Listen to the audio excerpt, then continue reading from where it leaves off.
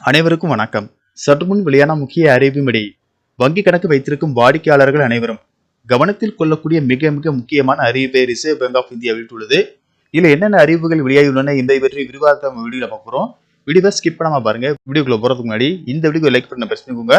இப்பதான் அந்த சேனலுக்கு ஃபர்ஸ்ட் டைம் வரீங்கன்னா சப்ஸ்கிரைப் பண்ண பிரஸ் பண்ணிக்கோங்க. கூடவே பெல் ஐகான் பட்டனை பிரஸ் பண்ணிக்கோங்க. வாங்க வீடியோக்குள்ள போகலாம். இன்றைய காலத்தில் நாம் அனைவரிடமே வங்கி கணக்கு இருக்கும். பலர் ஒன்றுக்கு மேற்பட்ட வங்கி கணக்குகள் கூட வைத்திருப்பார்கள். வங்கி கணக்குகளில் பல வகைகள் உள்ளன. அது தொடர்பான விதிமுறைகளும் ஏராளம். வங்கி கணக்கு வைத்திருக்கும் அனைவரும் அது தொடர்பான விதிமுறைகள் பற்றியும் கட்டாயம் தெரிந்து கொள்ள வேண்டும்.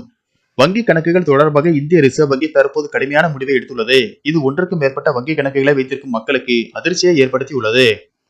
தற்போது வெளியாகியுள்ள தகவலின்படி போலி வங்கி பரிவர்த்தனைகளை தடுக்க இந்திய ரிசர்வ் வங்கி இந்த கடுமையான நடவடிக்கை எடுத்துள்ளதாக தெரிகிறது. வங்கி கணக்குகள் தொடர்பான ரிசர்வ் வங்கியின் இந்த புதிய விதிமுறைகள் வங்கி வாடிக்கையாளர்களை நேரடியாக பாதிக்கும் என்று கூறப்படுகிறது.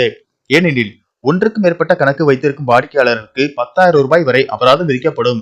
ஆனால் இந்த விதிமுறை அனைத்து வாடிக்கையாளர்களுக்கும் பொருந்தாது.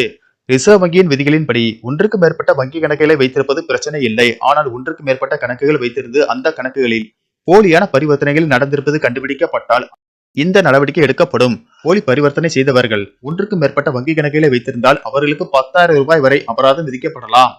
ரிசர்வ் வங்கி வெளியிட்டுள்ள தகவலின்படி ஒன்றுக்கு மேற்பட்ட வங்கி கணக்குகளை வைத்திருக்கும் வாடிக்கையாளர்கள் மீதும் அத்தகைய கணக்குகளில் ஏதேனும் போலி அல்லது சந்தேகத்திற்கிடமான பரிவர்த்தனைகள் கண்டறியப்பட்டால் மட்டுமே அவர்கள் மீது நடவடிக்கை எடுக்கப்படும்.